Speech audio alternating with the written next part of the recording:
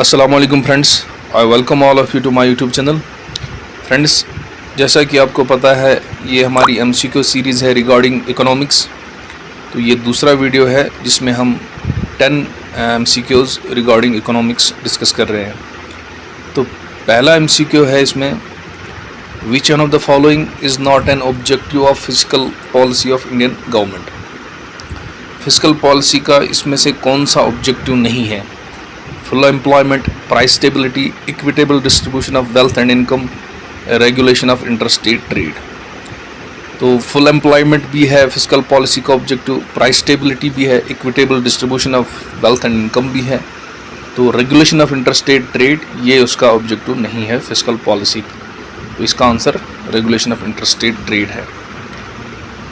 Next MCQ है, Which of the following committee examined and suggested financial sector reforms? किस committee ने जो है रिफॉर्म्स सजेस्ट किए थे? Which committee had suggested financial sector reforms? तो ऑब्जेक्टिव्स है Chelliah committee, Abid Hussain committee, Bhagwati committee, Narasimhan committee. तो चिलिया कमेटी ने जो है ये फाइनेंशियल सेक्टर रिफॉर्म्स सजेस्ट किए थे। तीसरा है, the Kelkar proposals which were in the news recently were they. तो ये किसके रिगार्डिंग थे? केलकर प्रपोजल्स। तो recommendations for reforms in the power sector, recommendations for tax reforms, guidelines for the privatisation of public sector undertakings, guidelines for reducing vehicular pollution and the promoting of CNG use. तो ये जो proposals थे these were regarding recommendations for tax reforms, Kelkar proposals। तो इसका answer है recommendations for tax reforms। Fiscal Responsibility and Budget Management Act FRBMA जो है ये किसके रिगार्डिंग कंसर्न करता है? Fiscal deficit only, revenue deficit only, both fiscal deficit and revenue deficit, neither fiscal deficit nor revenue deficit। तो it concerns both fiscal deficit and revenue deficit। What is the purpose of the India Brand Equity Fund? Options है, to promote inbound tourism, to make made in India a label of quality, to organize trade fairs, to provide venture capital to IT sector।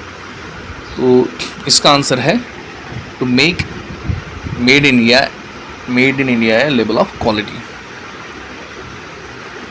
Next is, foreign exchange rate means the rate at which the currency of one country can be traded for the currency of any other country in the foreign exchange market, US dollar, which is the strongest currency in any foreign exchange market, a fixed basket of currencies consisting of dollar, yen and pound, the currency of any other country as determined by the International Monetary Fund। तो इसका जो है the foreign exchange rate means the rate at which the currency of one country can be traded for।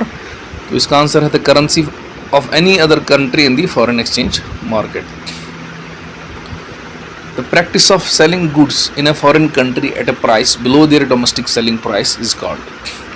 तो ये है इस practice को क्या कहते हैं कि अपने डोमेस्टिक मार्केट से जो है सस्ते रेट्स में दूसरे फॉरेन कंट्रीज़ में जो माल बेचा जाता है तो इसको डंपिंग कहते हैं। A trade policy consists of licensing policy, export import policy, balance of payment policy, foreign exchange policy। तो trade policy consists of export import policy. The world trade organization was formed in, तो ये जो है 1995 में establish form किया गया था। उसके बाद है फेरा, in India has been replaced by. तो फेरा जो है रिप्लेस किया है फेमा से। तो इसमें ये 10 MCQs हमने डिस्कस किए। तो नेक्स्ट वीडियो में इंशाल्लाह और 10 वीडियोज़ जो है हम इसमें जो है डिस्कस करते रहेंगे। फ्रेंड्स, अगर आप अभी तक अपने चैनल को सब्सक्राइब नहीं किया है तो काइंडली सब्सक्राइब करें। Thank you.